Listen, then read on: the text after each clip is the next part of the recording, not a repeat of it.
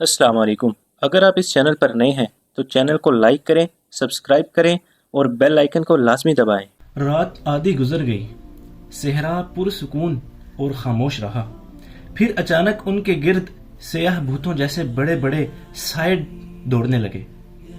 ऊंटों के कदमों की धमक धमक सुनाई दे रही थी और जमीन हिल रही थी।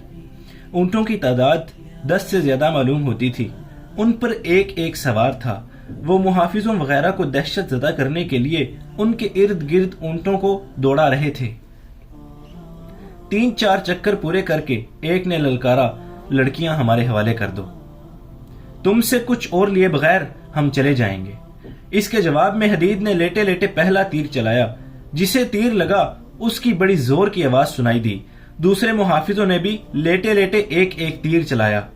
2 ऊंट बिलबिलाकर बोले और बेकाबू हो गए। हदीद ने लड़कियों से कहा, भागना नहीं, हमारे साथ रहना। शुतर सवारों में से किसी ने कहा, टूट पड़ो, किसी को जिंदा ना छोड़ो, लड़कियों को उठा लो। सेहरा की रात इतनी शफाफ होती है कि चांदनी ना हो तो भी कुछ दूर तक नजर आ जाता है। शुतर सवार ऊंटों से कूद आए। फिर तलवारें और बर्छियां टकराने का और दोनों फरीकों की ललकार का शोर रात का जिगर चाक करने लगा। किसी को एक दूसरे का होश न रहा। हदीद और मुहाफिज ने लड़कियों को इस तरह अपने दरमियान कर लिया कि मुहाफिजों की पीठें लड़कियों की तरफ थीं। लड़कियों ने कई बार कहा कि हमें भी कुछ दो। हदीद ने कहा, मेरी तलवार निकाल लो।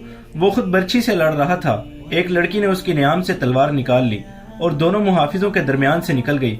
हदीद ने उसे कहा, हमसे जुदा ना हो लड़की। डाकुओं का ज्यादा हल्ला लड़कियों पर था। आलिम की कोई आवाज न सुनाई दी। ये मुआरका बहुत देर तक लड़ा जाता रहा। आदमी बिखरते चले गए। मुहाफिज एक दूसरे को पुकारते रहे। फिर उनकी पुकार खत्म हो गई। मार्के का शोर भी कम होता गया। हदीद ने अपने साथियों को पुकारा लेकिन उसे कोई जवाब नहीं मिल रहा था। उसे एक लड़की की आवाज सुनाई दी। वो उसे पुकार रही थी। उसके साथ ही एक घोड़े के सरपट दौड़ने की आवाज सुनाई दी। हदीद समझ गया कि कोई डाकू एक लड़की को ऊंट की बजाय किसी मुहाफिज के घोड़े पर डाल कर ले गया है। वो दौड़कर एक घोड़े तक पहुंचा। जीन कसी हुई थी। वो घोड़े पर सवार हुआ और भागने वाले घोड़े के टापुओं की आवाज पर ताकुब में गया। दूसरी लड़की के मुतालिक उसे मालूम नहीं था कि कहाँ है। उसने घोड़े को एड़ लगाई। सेहरा में कोई रुकावट, कोई नदी नाला नहीं था। घोड़ा हवा से बातें करने लगा। अगला घोड़ा भी अच्छी नस्ल का था। फर्क ये था कि उस घोड़े पर 2 सवार थे। कोई 1 मील बाद हदीद को अगले घोड़े का साया नजर आने लगा। उसने ताकुब जारी रखा। फासला कम हो रहा था। हदीद ने महसूस किया कि उसके पीछे भी एक घोड़ा आ रहा है जिसका सवार मुहाफिज भी हो सकता था और डाकू भी। उसने घूम कर देखा, पिछला घोड़ा करीब आ गया था। हदीद ने पुकारा, कौन हो? उसे जवाब न मिला। उसने ताकुब जारी रखा और घोड़े को और ज्यादा तेज करने की कोशिश करने लगा। अगला घोड़ा सीधा जा रहा था। उसकी बाग शायद लड़की के हाथ में आ गई थी क्योंकि हदीद देख रहा था कि वो घोड़ा दाएं बाएं हुआ जा रहा था और उसकी रफ्तार भी घटती जा रही थी। वो इस तक पहुंच गया। उसके पास बर्छी थी। उसने अगले सवार को पहलू पर जाकर बर्छी का वार किया लेकिन वो घोड़ा एक तरफ हो गया। सवार तो बच गया, बर्छी घोड़े को लगी। हदीद ने घोड़ा रोका और घुमाया। दूसरा सवार भी घोड़े को घुमाने की कोशिश कर रहा था लेकिन लड़की जो उसके आगे बैठी थी बागें इधर उधर करके घोड़े का रुख सही नहीं होने दे रही थी। हदीद ने लड़की को पुकारा तो लड़की और ज्यादा दलेर हो गई। सवार लड़की को साथ लिए घोड़े से कूद गया और उसने अपने घोड़े को ढाल बना लिया। हदीद अपने घोड़े को घुमा घुमा कर लाता मगर जिधर से भी वार करने आता डाकू लड़की को साथ लिए अपने घोड़े की ओट में हो जाता। आखिर हदीद घोड़े से उतर आया। इतने में दूसरा सवार भी आ गया। वो मुहाफिज नहीं, डाकू था।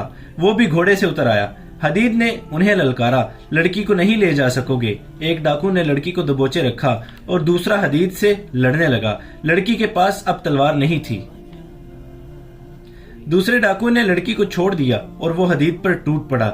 हदीद ने लड़की को पुकार कर कहा, तुम घोड़े पर बैठो और शोबक की तरफ निकल जाओ। मैं इन दोनों को तुम्हारे पीछे नहीं आने दूंगा। मगर लड़की वहीं खड़ी रही।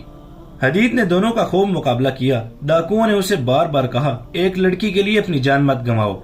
हदीद ने हर बार यही जवाब दिया, पहले मेरी जान लो फिर लड़की को ले जाना। और उसने कई बार लड़की से कहा, तुम यहाँ क्यों खड़ी हो? तुम यहाँ से चली जाओ, भागो यहाँ से। आखिर लड़की ने कहा, तुम्हें छोड़कर नहीं जाऊंगी। हदीद जख्मी हो गया। उसने एक बार फिर लड़की से कहा, मैं जख्मी हो गया हूँ, मेरे मरने से पहले निकल जाओ।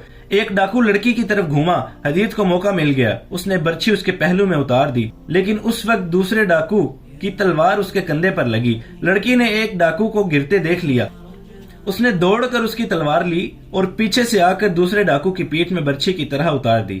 وہ سنبھلنے لگا تو آگے سے حدید کی برچھی اس کے سینے میں اتر گئی۔ وہ ڈاکو بھی ختم ہو گیا، مگر اس کے ساتھ ہی حدید بھی کھڑا رہنے کے قابل نہ رہا۔ لڑکی نے اسے سہارا دیا تو اس نے کہا، تم ٹھیک ہو نا؟ مجھے چھوڑ دو، گھوڑے پر بیٹھو اور فوراً شوبک کو روانہ ہو جاؤ، اللہ تمہیں خیریت سے پہنچا دے گا۔ شوبک دور نہیں، اپنے ساتھیوں کی طرف نہ جانا، وہاں شاید کوئی زندہ نہیں ہوگا۔ زخم کہاں کہاں ہیں؟ لڑکی نے اس سے پوچھا۔ مجھے مرنے دو لڑکی، حدید نے کہا، تم نکل جاؤ، خدا کے لیے میرا فرض تم خود ہی پورا کر دو، کہیں ایسا نہ ہو کہ کوئی اور قزاق ادھر نکل آئے۔ لڑکی کی غلط فہمی اور شکوک رفع ہو چکے تھے، وہ سمجھ گئی تھی کہ اس شخص نے اس کی خاطر جان خطرے میں ڈالی ہے۔ اس نے اسے اکیلا چھوڑنے سے صاف انکار کر دیا۔ دوڑ کر گئی، گھوڑے کی زین کے ساتھ بندھی ہوئی پانی کی چھاگل کھول کر اور حدید کے منہ کے ساتھ پانی لگا دیا، اسے پانی پلا کر چھاگل گھوڑے کے ساتھ باندھ دی اور اسے پوچھنے لگی کہ اس کے زخم کہاں ہیں۔ حدید نے اسے زخم بتائے تو اس نے اپنے کپڑے پھاڑے اور کچھ ٹکڑے حدید کے لباس سے پھاڑے، انہیں پانی میں بھگو کر اس نے حدید کے زخموں پر باندھ دیا۔ اسے اس کام کی ٹریننگ دی گئی تھی۔ اس نے حدید کو سہارا دے کر اٹھایا اور گھوڑے تک لے گئی، بڑی مشکل سے اسے گھوڑے پر بٹھایا۔ خود دوسرے گھوڑے پر بیٹھنے لگی تو حدید نے کہا، میں اکیلا گھوڑے پر نہیں بیٹھ سکوں گا، وہاں 3 گھوڑے تھے۔ لڑکی نے یہ دانش مندی کی کہ گھوڑے ضائع کرنے مناسب نہ سمجھا۔ 2 گھوڑوں کی باگیں ایک گھوڑے کی زین کے پیچھے باندھ دی اور خود حدید کے پیچھے سوار ہو گئی۔ اس نے حدید کی پیٹھ اپنے سینے سے لگا لی اور اس کا سر اپنے کندھے پر ڈال دیا۔ شوبک کی سمت بتا سکتے ہو؟ لڑکی نے پوچھا۔ حدید نے آسمان کی طرف دیکھا، ستارے دیکھے اور ایک طرف اشارہ کر کے کہا، اس رخ چلو۔